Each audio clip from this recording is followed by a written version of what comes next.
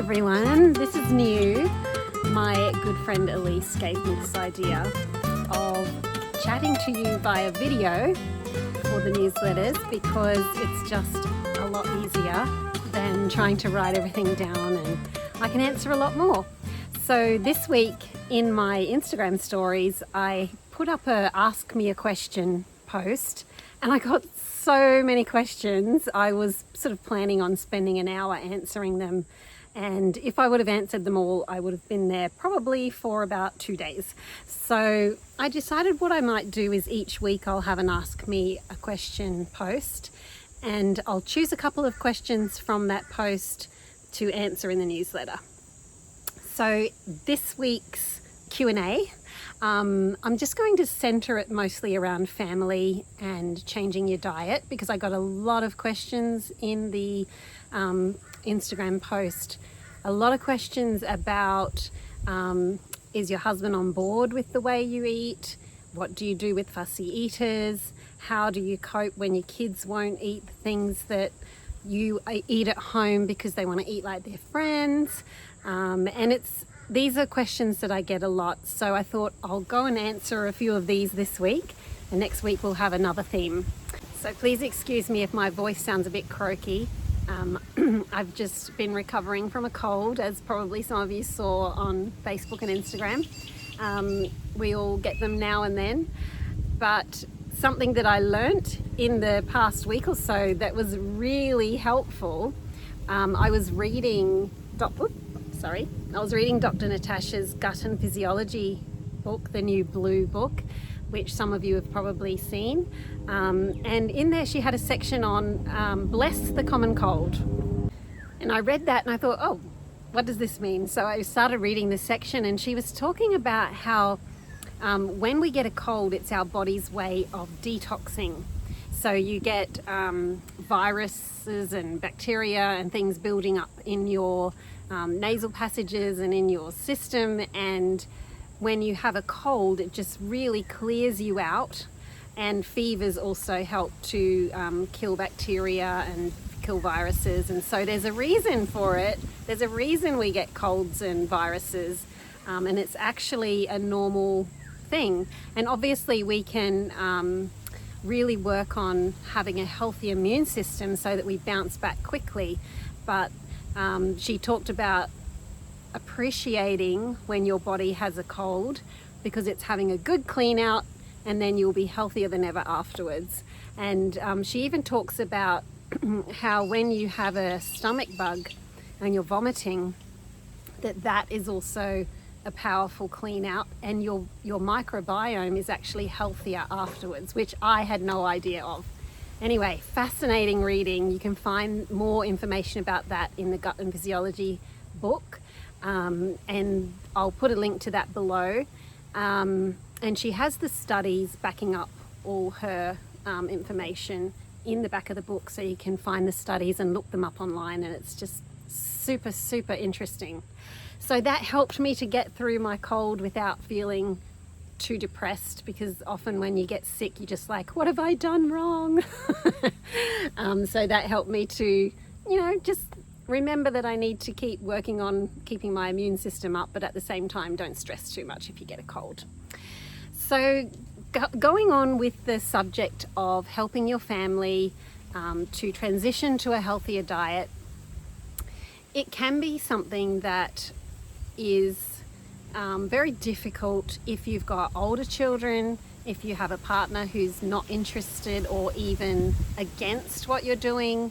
It can be really difficult, and you can also find that you're surrounded by family and friends who make jokes about how you're eating, or have a go at the food that you're cooking. But there's a lot that you can do to really stack the deck and get your family on board and get your friends to the stage where they go, actually, it might be healthy, but it's really delicious.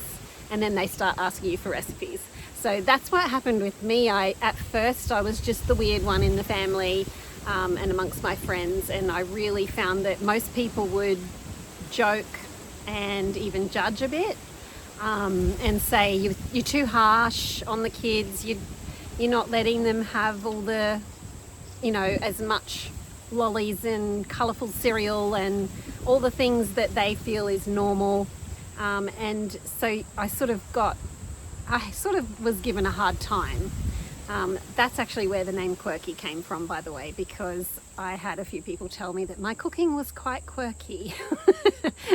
That was the nicer comments. So I thought, I'll run with that. I don't mind being quirky. So I found that the thing that worked for me was to bring in changes gradually, not try to change everything overnight, to do more of a gentle, slow approach. And I find that when you do it this way, it doesn't have to be a going head to head with your kids and your family. You can just start working things into the diet and changing things gradually, and you end up a lot less stressed because you're not putting so much pressure on yourself to change everything and do everything perfect. Give yourself a bit of grace. Like, don't expect that you're going to be able to do everything perfectly as soon as you learn it. You know, we learn something, we say, okay, that's the science behind it. I know why I need to be eating this food or not eating that food. I know why I need to be doing these health changes, but now I've got to figure out how to implement that in a doable way and in a sustainable way. And that's what's so important. If what you're doing is not sustainable, well, you're not going to stick with it, and you're going to end up very stressed. And as we all know, stress is the enemy of good health, and it's not worth getting stressed out about. You need to take a bit of a slower approach and just start swapping out the foods that you know are most damaging for healthier choices, but do it gradually. So that was how we did it. I really started swapping out sugars, like refined sugars, for healthier sweeteners in my baking and in my cooking. I started swapping out refined white flour. At first, I went from refined white wheat flour to wholemeal spelt flour, and then I went to gluten-free flour, and then I realized, well, that's just like sugar. It's pretty much just starch. And I started going more grain-free and sourdough now and then. And then as we began working on the more healing foods, I went completely grain-free. And for a while there, we also had no nuts or seeds, no baking, just for a few weeks, while we really worked on healing. And then we started bringing in little bits of healthy baking. And even now, we don't have gigantic amounts. And we've healed so much that we can have a bit of like organic sourdough and things like that. But it's just finding the balance that works for you and what makes you feel well, but taking it little by little.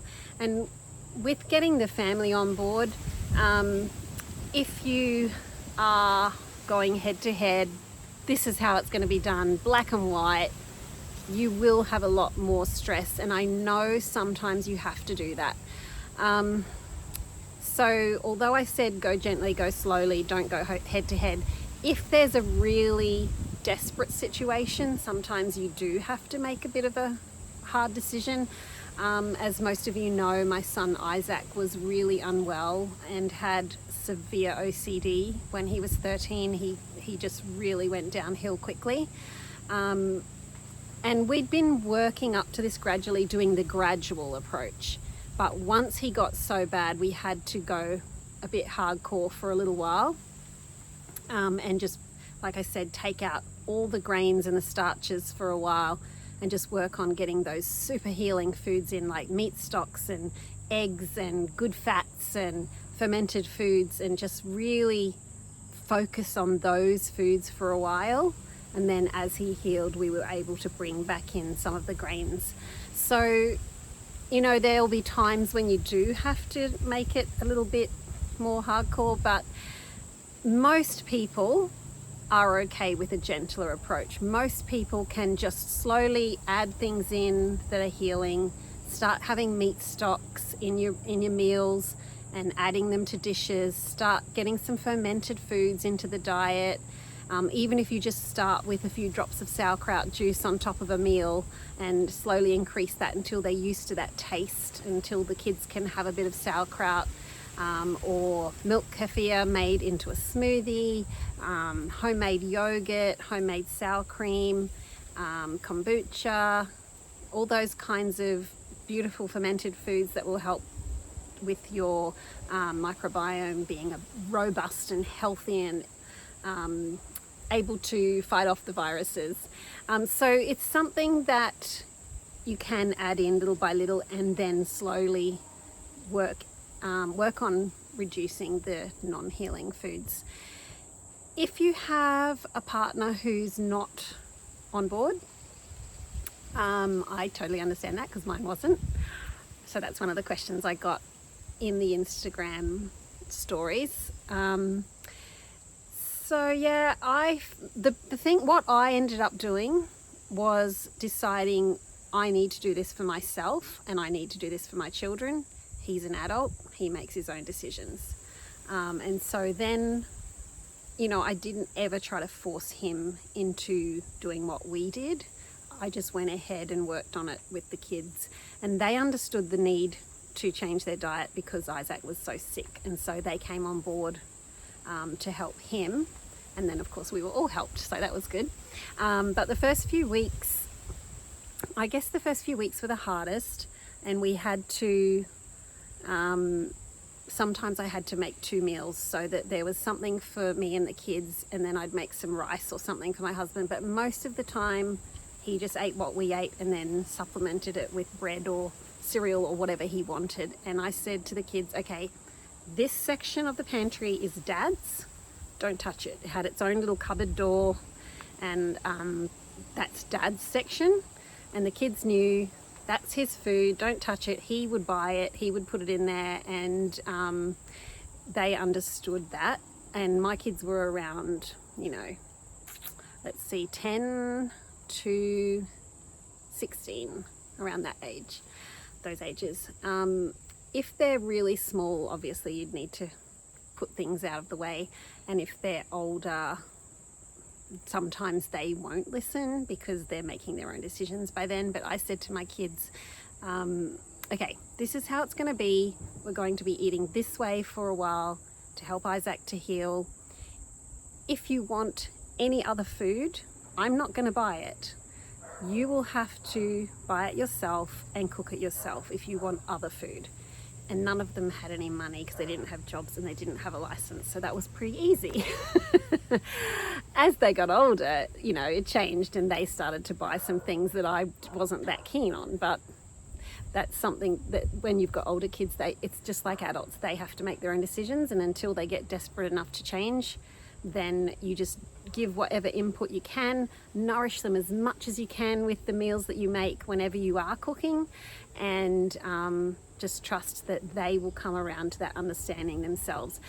I'll put the link below to a podcast by Isaac that I did with Isaac last year, where he talks about how he went through that stage of healing, and then he kind of went, okay, I don't care anymore, and ate whatever whenever he was out, not at home, and started to go backwards, and then started to understand that he had to take responsibility for the way he ate and the way he lived. And so he took that responsibility, and how his health has improved again, and he's doing really well. He's probably the best one of my kids in that I don't mean he's the best of my kids, I mean he does the best with diet, because he's learnt how bad he feels if he doesn't look after himself.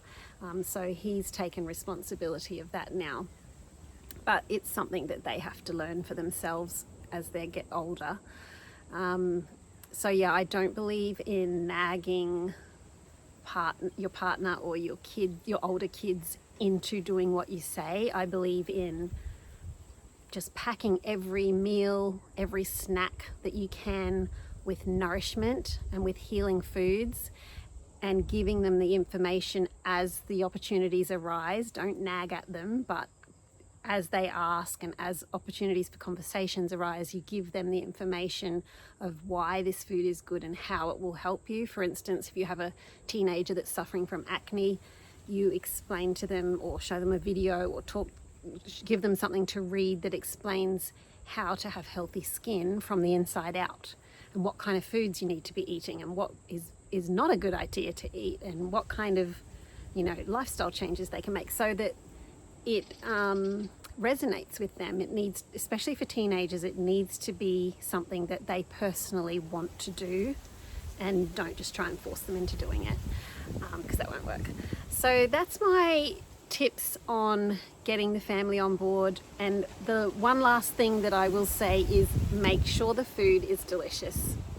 You can get so much goodness and nourishing ingredients into your meals and still have beautiful, delicious meals and treats, things that the kids will love and things that they will want to share with their friends, because they're so delicious and they're healthy. So don't ever feel like just because it's healthy it has to be bland and boring. It doesn't. And hopefully you don't think that if you're following Quirky Cooking, because hopefully you think that my recipes are yummy. But that's always been my trick. Make them as delicious as possible, make them irresistible, and put lots of love into it and have fun with it. And then you're going to have kids that end up in the long run learning to eat well, not having